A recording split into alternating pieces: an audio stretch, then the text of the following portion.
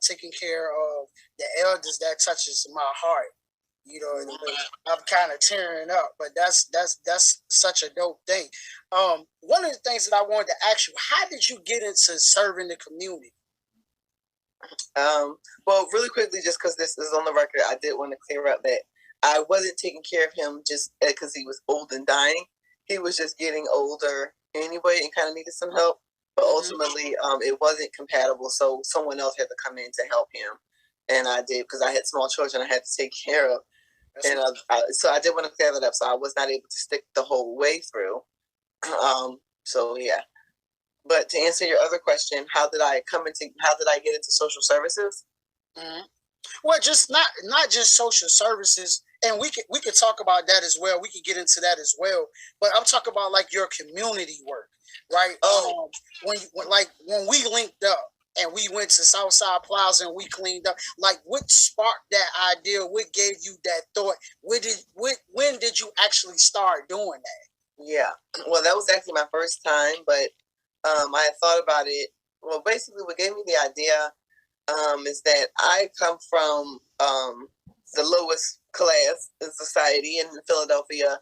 I was poor, parents addicted to drugs, whatever. So you know how that is. And I just had to kind of find my way at age 16. Trying to find my way as if I was an adult, and it took me a long time. Using several programs like welfare and Section 8. And eventually I knew that I had to do something, and I just kind of figured it out. But it took me like 10 years to end up going to college, getting an associate's degree, and getting my bachelor's in criminal justice, and then working in a law firm as a paralegal, then eventually working as a social worker, case manager. It's like, in that process, in the beginning, I didn't think that I would be able to ever do like what I'm doing now. Like stuff like this was a big deal. Just being a front desk receptionist was such a big deal, because we're surrounded by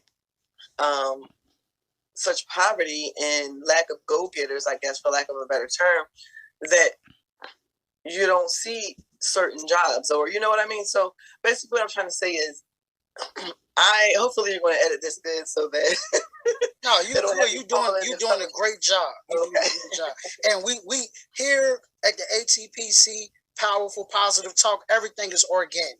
Yeah, right? Yeah. We all humans.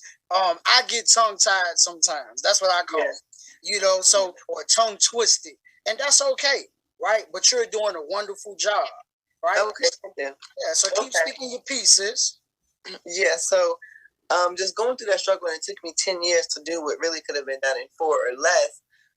And I'm like, well, I know people have it worse than me. I'm looking around, there's like millions of people across this country in Black America that is like me, and all they need is some information, and that information to give is free. Like, all they need to know is like, hey, you can go to college and you don't always have to pay it up front. You can get a loan. You can get a Pell Grant. Like when I got my Pell Grant, I was so green. I didn't know anything. When I got that refund check, it was like $1,200 from the Pell Grant.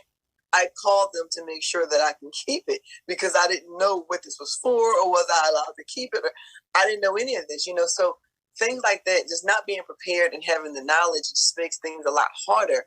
And if you don't have the tenacity that I did to continue on, you would give up. And a lot of people did or do give up because it's just too complicated to figure out this from how you're going to do that.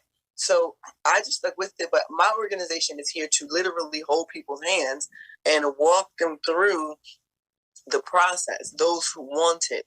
There's so many diamonds out here in the rough called our community. Unfortunately, it's the rough. But there's so many diamonds out there that will never